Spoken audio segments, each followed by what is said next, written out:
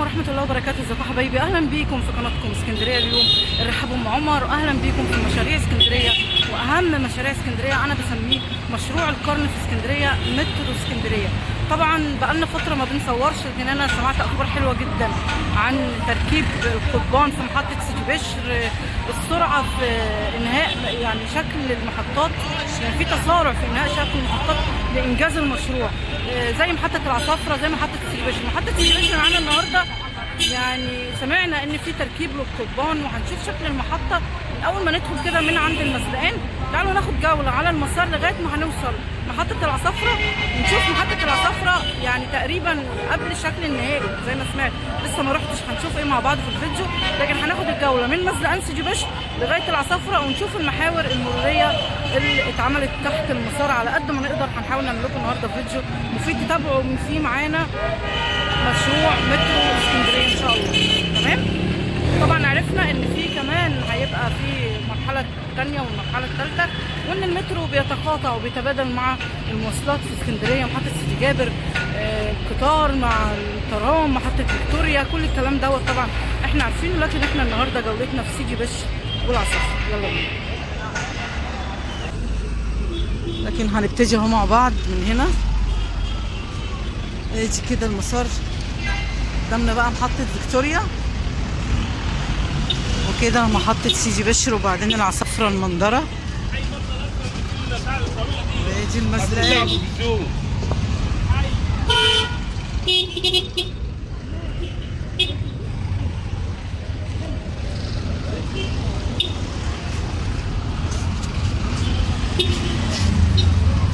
أهم وأحلى مشروع بيتعمل في اسكندرية. جينا العمر يا رب نصور لكم بقى واحنا راكبين، والمحطات وكل الكلام الحلو اللي احنا ان شاء الله باذن الله هنشوفه. ده مشروع القرن، انا يعني مسمياه مشروع القرن في اسكندريه بجد. تعالوا بقى نشوف المحطه. قدامنا كده شارع المسرح، وكده بقى سيدي بشر، قبلي شارع القاهره وهدى الاسلام. ادي المحطه يا جماعه، جسم المحطه واضح جدا، محطه كبيره طبعا.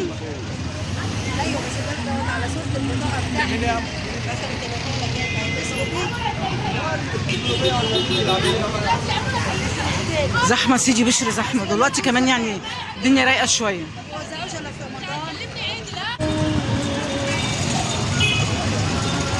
طبعا دي هتبقى محطه علويه زي ما احنا عارفين، ويجي المسار لغايه الاخر هناك اهو. كل ده سيدي بشر، وقدام فيكتوريا زي ما قلنا.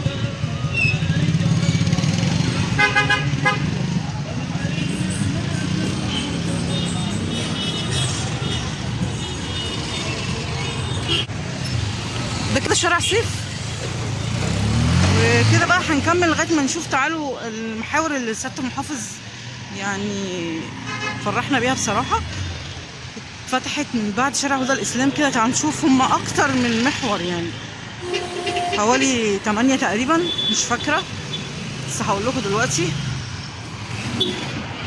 عشان نخف الضغط. يعني ده يعني تعتبر بدايه المحور ملك حفني، عشان يخف الضغط على شارع اسكندر ابراهيم، شارع 45، الشوارع اللي هي بتوصل لغايه البحر. تمام؟ ادي المحطه اهي، حاجه يا جماعه مهوله، انجاز فعلا، ده اللي نقول عليه انجاز. هو والكورنيش بصراحه يعني، وانا دايما اقول كده ان من احب المشاريع على قلبي في اسكندريه مترو اسكندريه وكورنيش اسكندريه. المحطه بقى واخده مساحه من عند المزلقان لغايه هدى الاسلاميه. كانت زمان يعني كانت المحطه هنا قدام شارع القاهره يا جماعه، اسفه، من عند المزلقان لشارع القاهره. تمام؟ اهو يا جماعه احنا عند شارع سيف اللي عدى ده، حسن رفعت اتلخبطت. تعالوا كده، اللي جاي بقى ده شارع القاهره.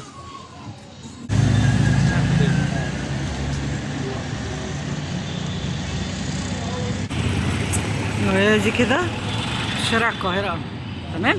يلا بينا هنمشي ونكمل نشوف موجود ايه بعد هدى الاسلام، ونكمل المسار لغاية ما الفيديو بتاعنا يخلص. يلا بينا. وزي ما قلنا في اول الفيديو ان يعني ادي الشكل الخرساني، وهيبداوا بقى او بداوا تقريبا تركيب القضبان. طبعا ده بيبقى عايز تصوير من فوق عشان نشوف الكلام ده زي ما كنا بنعمل زمان. من على الكباري كده، لكن ده المتاح. تعالوا بقى نطلع كده قدام نشوف المحاور زي ما قلنا، الفتحات، ونوصل لغاية العصافرة.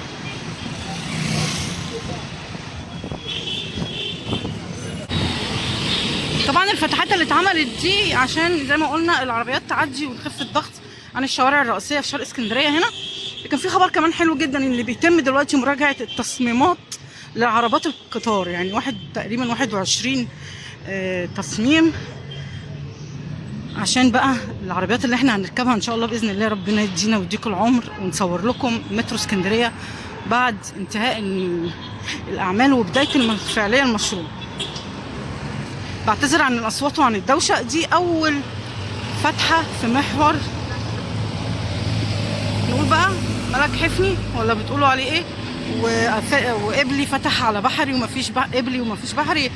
هو مفيش قبلي ومفيش بحري في الطريق وفي المواصلات، لكن هتظل قبلي سيدي بشر قبلي هي سيدي بشر قبلي وسيدي بشر بحري سيدي بشر بحري. تمام. ادي فتحه اهي من الضمن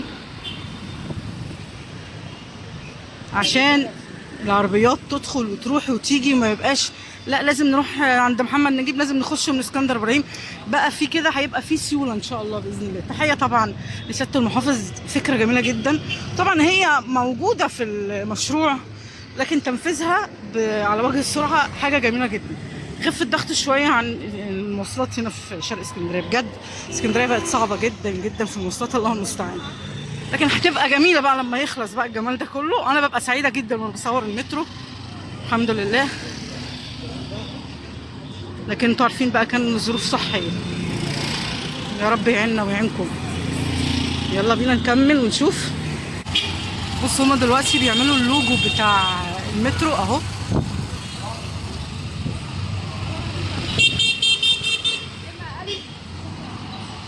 فاكرين لما كنا بنصور الكاميرات دي تركيبها الفجر؟ تعالوا هنكمل. الفتحه اللي صورناها بعد شارع القاهره اهي، اللي جايه عند هدى الاسلام، عند شارع مسجد هدى الاسلام. تمام. دي الفتحه الثانيه اهي.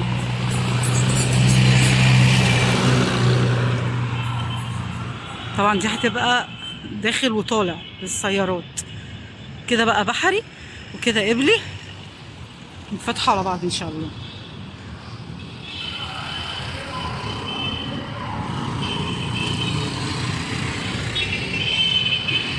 يا مسهل. وادي مسجد هدى الاسلام. قدام بقى كده هنروح نشوف محطة العصافرة. يلا بينا. احنا هنا وصلنا عند مساكن فيصل وكده. دي محطة ميامي، دي محطة من المحطات الجديدة اللي اتضافت على مسار مترو اسكندرية قطار ابو قير. سابقا ما كانتش موجودة محطة ميامي، دي من محطة جديدة. محطاتنا 20 محطة، 6 علوية 6 سطحية 14 علوية. تمام. لكن دي قدامنا محطة ميامي اهي. دي هتبقى سهلة جدا بقى للي عايز يروح ميامي من حبايبنا وضيوفنا اسكندرية. بيركب بقى، هيركب من محطة مصر ينزل هنا محطة ميامي شمال كده، يدخل بقى على ميامي. تمام. اسكندر ابراهيم بقى والكلام ده. ادي يا جماعة زي ما بيقولوا في تسارع وتقدم في اعمال المحطات، الصبات الخرسانية، تركيب القضبان، كل الكلام ده بيتعمل بأجهزة طبعا. وتركيب القضبان دي بأجهزة حديثة ومحطات جديدة معانا في المترو. شايفين مساحات المحطات كبيرة جدا، يعني طولها كده المساحة الطولية للمحطة كبيرة جدا. ربنا يعينهم. تمام. محطة ميامي بعديها محطة العصافرة. شفتوا انا ماشية قد ايه؟ يلا بينا. او ناس شغالة اهي. طبعا ده شغل فني بقالنا فترة بعيد عنه، لكن ادي شكل المحطة وجسم المحطة. هوب. وادي كده مساكن فيصل.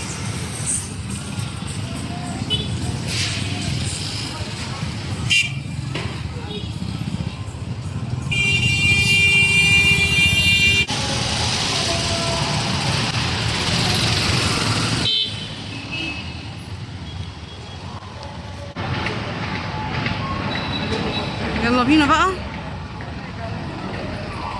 عصافرة بعيدة جدا، بحاول اركب حاجة بس انا عشان ايه كل ما انا ماشية الاقي حاجة حلوة اصورها لكم، حاجة تفرح القلب بصراحة.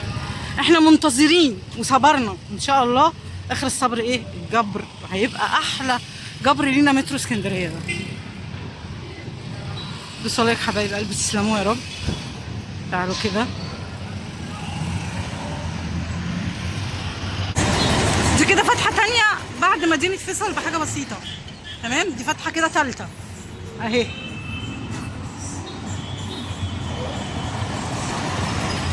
يبقى فتح محاور المرورية اسفل مسار المترو شرق اسكندرية زي ما احنا شايفين. العمل على قدم وساق، ماكينات اللحام، لحام القضبان، الصبات الخرسانية هي موجودة قدامنا. شغل بقى هندسي يعني فاخر من الاخر. يلا بينا. ودي كده قبلي العصافرة، والناحية التانية البحري، نحاول نطلع بحري كمان. تعالوا كده نشوف الزحمة. وده شارع من أهم شوارع اسكندرية طبعا، 45 قبلي، شارع 45 قبلي، آخره مصطفى كامل تقريبا. يعني في ناس قاعدين لنا نازلة على الواحدة اهو. قدامه كده بقى طبعا هناك الناحية التانية 45 قبلي والبحر بقى وكوبري السادات ونفق السادات. يلا ادينا ماشيين مع بعض لغاية ما نوصل محطة العصافرة اللي بيقولوا هي أكتر محطة تم الإنجاز فيها. أنا عايزة أشوف الإنجاز ده، خليكم معانا. تعالوا بقى الفتحة الرابعة دي قبل ما نوصل محطة العصافرة هناك اهي. ندخل كده وننقل بحري وبعدين نروح عند محطة العصافرة. تعالوا كده نشوف شكل الفتحة وعرضها. طبعا والتوك توك بيفتتح الفتحة، يعني أول واحد يعدي من الفتحة قبل أي عربية. إن شاء الله عريضة جدا. وادي المسار اهو. واحنا كده دلوقتي في مفترق طرق بين قبلي السكة وبحر السكة. قدامنا هناك خالص بقى جايين احنا من سيدي بشر ماشي كل ده شايفين. وادي العصافرة، ننزل بقى كده بقينا في بحري. طبعا كان في فتحات للناس يعني سيرا على الأقدام، وكان في كباري وفي كده ناس تعمل فتحات في الحيطة والسور بتاع المترو، لكن دي هتبقى فتحات للسيارات، ناس تلف وترجع بالعربية عشان نخف الضغط زي ما قلنا على الشوارع الرئيسية في شرق اسكندرية. موجود الكلام ده هتبقى منين؟ من فيكتوريا للمنظرة. احنا كده دلوقتي بحري، هنمشي مع بعض لغاية ما نوصل عند مباراة العصافرة ومحطة العصافرة. يلا بينا. طبعا طول عمرها من هنا في موقف وفي مشاريع منشية، وفي كمان محطة. مرة ركبت من هنا محطة، تمام. ادي الفتحات الاولانيه القديمه اللي احنا كنا بنقول عليها الناس كانت بتستعملها للعبور. يعني قدامنا كده شارع المعهد الديني، وما ادراكم ما المعهد الديني. وادي المحطه قدام هناك اهي، فاضل لنا خطوتين.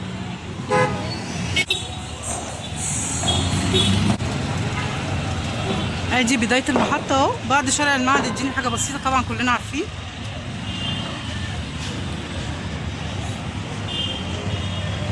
اما تشوفوا الخرسانه دي كده والاسوار دي تعرفوا ده المحطه، تمام. غير المسار اهو في فرق. تعالوا كده ادي مستشفى مباراة العصافرة.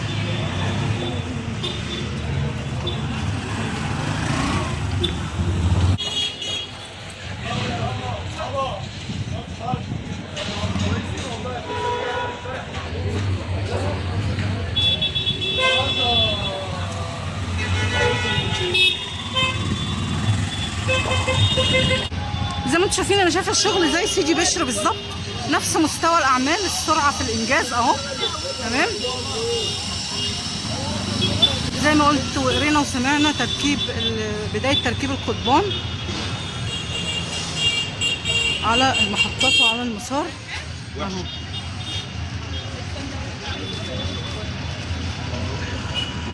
ودي بحر العصافرة بقى، اللي عايز يطلع على البحر يعدي عبد الناصر وبعدين البحر.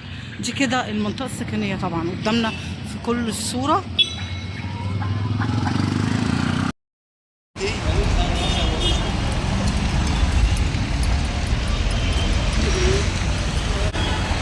ودي الفتحة الرابعة اهي او الخامسة والله انا فاكرة، معدتش. زي ما شفنا هم بعد محطة العصافرة، محطة مترو العصافرة. زي ما شفتوا الفيديو بتاعنا النهارده حبايب قلبي، تسلموا لي يا رب. متشكرة جدا جدا ليكم ولوجودكم ومتابعتكم لمحتوى القناة المتنوع المتشعب. يعني بشكركم جدا ان انتوا اي فيديو بنصوره مهما كان المحتوى بتاعه، سواء اسواق، بحر، شواطئ، مشاريع اسكندريه، بتبقوا موجودين معايا بتعليقاتكم ومشاهداتكم الجميله. تسلموا لي يا رب، ربنا ما يحرمني منكم ولا من وجودكم ابدا على القناه، وطلباتكم اوامر وعلى راسي في اي مكان. ما تنسوش تدوسوا لايك وشير وفعلوا الجرس واشتراك في قناتنا لو اول مره تشوفونا. والسلام عليكم ورحمه الله وبركاته.